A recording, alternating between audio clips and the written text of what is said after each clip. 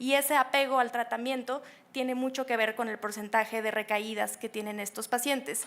Recientemente se publicó este estudio muy interesante, donde analizaron en un centro oncológico que tienen en la Universidad de Chicago, tienen un grupo multicéntrico específico para adolescentes y adultos jóvenes, y hicieron de forma prospectiva un análisis de cuántos pacientes cumplían criterios para ciertas alteraciones psicológicas y psiquiátricas. Tanto pacientes que estaban aquí abajo todavía en tratamiento, como pacientes que ya no estaban en tratamiento y que consideraron como sobrevivientes temprano, y estos son los porcentajes de los pacientes que tenían ya sea ninguna, una, dos o tres alteraciones psicológicas que cumplían criterio para esto, ¿no? Y un porcentaje muy alto de los pacientes tenía ansiedad, depresión, estrés postraumático, y además una tercera parte de estos pacientes tenía al mismo tiempo más de una de estas alteraciones psicológicas, psiquiátricas, y son cosas que no siempre tomamos en cuenta y no tratamos activamente en este grupo de pacientes. Y este grupo de pacientes, de adolescentes y adultos jóvenes, tiene específicamente muchos problemas de adherencia al tratamiento. Aquí analizaron en una población pediátrica que incluía también un grupo de adolescentes y jóvenes, cuáles eran los factores de riesgo para tener menor adherencia al tratamiento y el impacto que esta menor adherencia al tratamiento tenía. Y de forma muy interesante, además, se vio que los hispanos, el ser hispano era un factor de riesgo para tener menor adherencia al tratamiento, al igual que este grupo de edad, entre los 12 y los 21 años, son los pacientes que tienen menor adherencia en comparación con los demás. Y en estas gráficas podemos ver la probabilidad de recaída en los pacientes que no tienen la adherencia adecuada, sobre todo en etapas de mantenimiento, como el no tener la suficiente adherencia da un riesgo de mucho más recaídas en comparación con los pacientes que tienen una buena adherencia al tratamiento.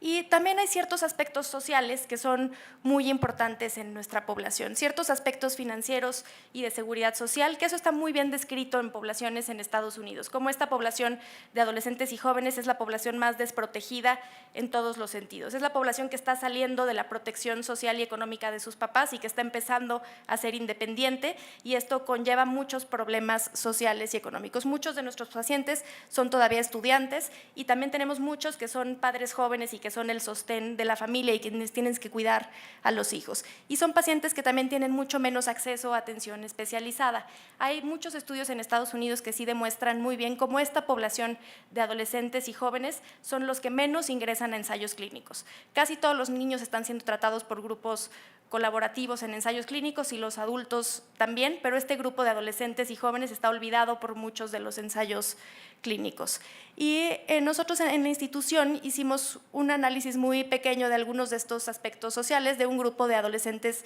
y jóvenes con leucemia linfoblástica aguda, que tienen una mediana de edad de 21 años, y en el instituto los pacientes se clasifican de acuerdo a un nivel socioeconómico por trabajo social, y la gran mayoría de los pacientes, prácticamente el 90% de los pacientes, son nivel 1 y 2, que son los pacientes con menos ingresos y con menos recursos económicos. Y además de los pacientes que tratamos, también prácticamente la mitad de ellos son pacientes foráneos que tienen que acudir a la Ciudad de México a tratarse, y eso tiene un impacto en el tratamiento muy, muy alto. Son pacientes que muchas veces tienen que vivir en albergues para poder estar cerca del hospital, tienen que estar lejos de su familia, y todo eso impacta en el tratamiento.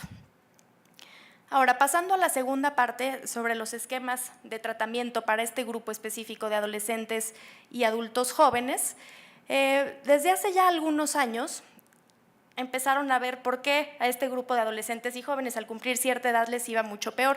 e hicieron en los grupos colaborativos más grandes multicéntricos en Estados Unidos una comparación específica en este grupo de entre 16 y 20 años. Es un grupo que en algunos lugares se trataba por pediatras y en algunos otros lugares por hematólogos de adultos. Y comparando los pacientes que se trataban por pediatras contra los pacientes que se trataban por adultos, la supervivencia era mucho mejor en los pacientes que se trataban con pediatras en relación a los adultos. Y en muchos otros países hicieron análisis muy parecidos a esto, de este grupo que quedaba como en medio, y todos veían lo mismo, que los pacientes que se trataban con protocolos pediátricos y por pediatras les iba mejor que los pacientes que se trataban con protocolos de adultos y por adultos. Y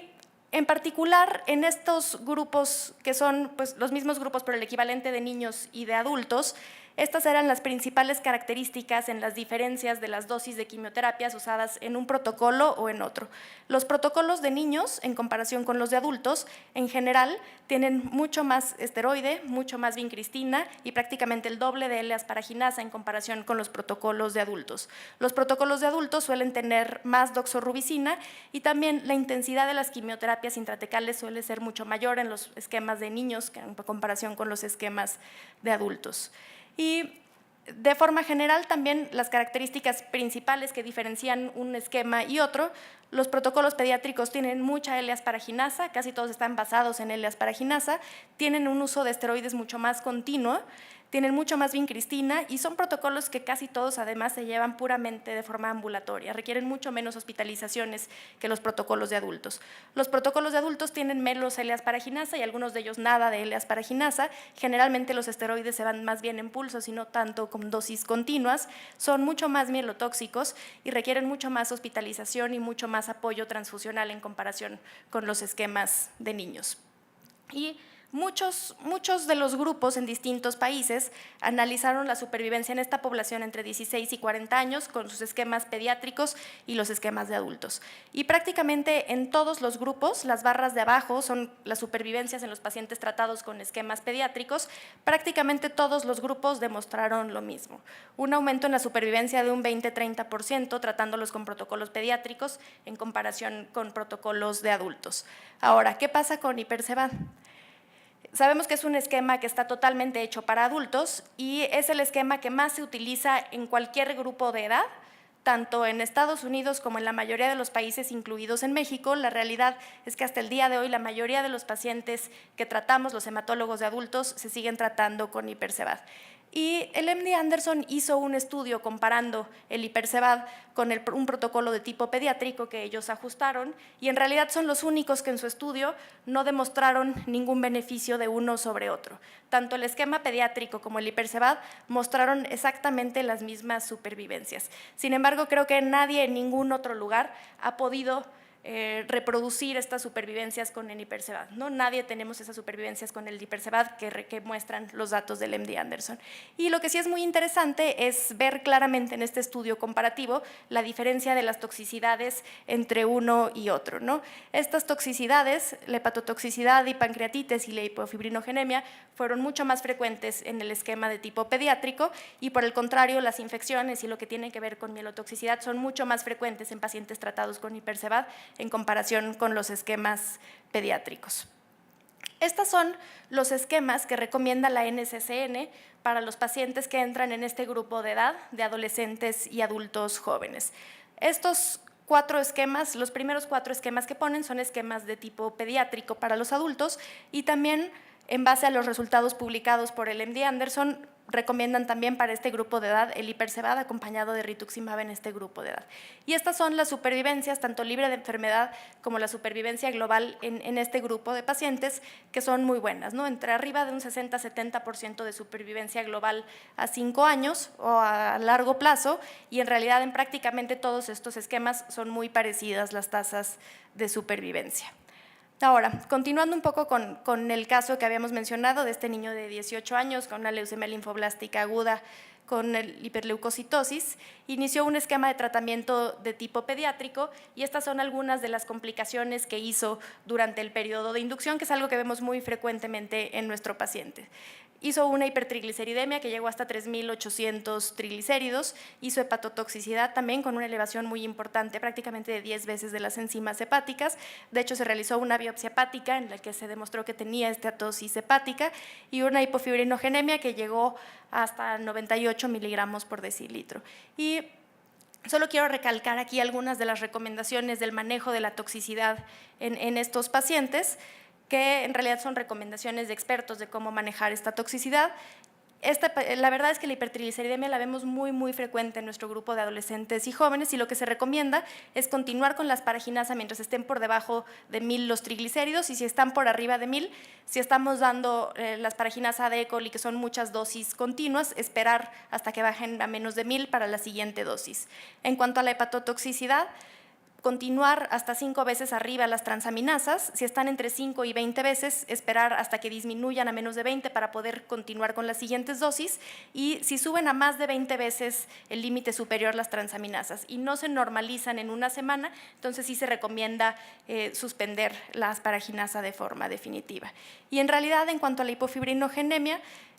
lo que se recomienda, la verdad es que cada grupo tiene criterios distintos de transfusión, muchos son muy permisivos y solamente si está por debajo de 50 el fibrinógeno, solo algunos por debajo de 100, y en muchos centros sí se recomienda estar midiendo los niveles de antitrombina 3, que en realidad nosotros no lo hacemos de forma rutinaria, pero es algo que deberíamos de hacer si fuera posible. El paciente tuvo una recuperación completa de todos estos eventos adversos sin mayores complicaciones y al aspirado al día 29 no tenía blastos y la enfermedad mínima residual estaba indetectable. Entonces, algo que en este punto nos preguntamos con los pacientes es si este paciente debe de ser considerado para trasplante, porque de forma clásica en un adulto con hiperleucocitosis lo consideraríamos como de riesgo alto y debería de ir a trasplante. Y tenemos por un lado este paciente que es de riesgo alto por la cifra de leucocitos, pero es un paciente que está siendo tratado con un protocolo de tipo pediátrico y que está con una enfermedad mínima residual indetectable posterior a la inducción. Entonces,